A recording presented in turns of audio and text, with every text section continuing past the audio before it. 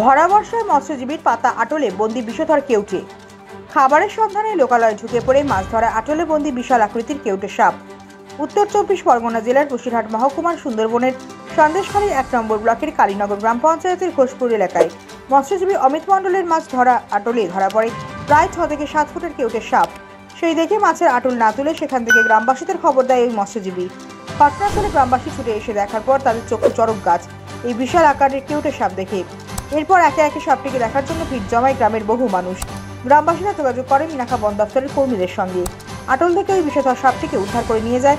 সাপটির গায়ের রং ছিল সোনালী বর্ণ। সর্ববিশেষজ্ঞরা জানাচ্ছেন এই বিষধর সাপটি পূর্ণবয়স্ক খাবারের সন্ধানে সেই লোকালয়ে ঢুকে পড়েছিল। বিগত দিনে বিভিন্ন সাইক্লোনের কারণে সুন্দরবনের মানচিত্র পাল্টে গিয়েছে।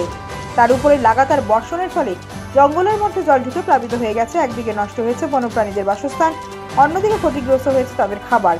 তাই তারা খিদের জ্বালায় বিভিন্ন সময় লোকালয়ে ঢুকে পড়ছে খাবারের সন্ধানে। আর সেই খাবার জোগাড় করতে বিভিন্নভাবে মৎস্যজীবীদের জালে আবার কখনো আটলে বন্দী হচ্ছে।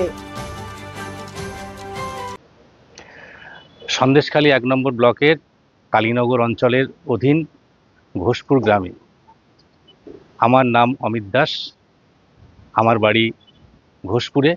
আমার বাড়ির সামনে আজ সকালে মাছের আটলে একটি কেউটে সাপ ধরা পড়েছে। এখন সাপটিকে নিয়ে যাওয়ার জন্য বন দপ্তরকে ফোন করা হয়েছে।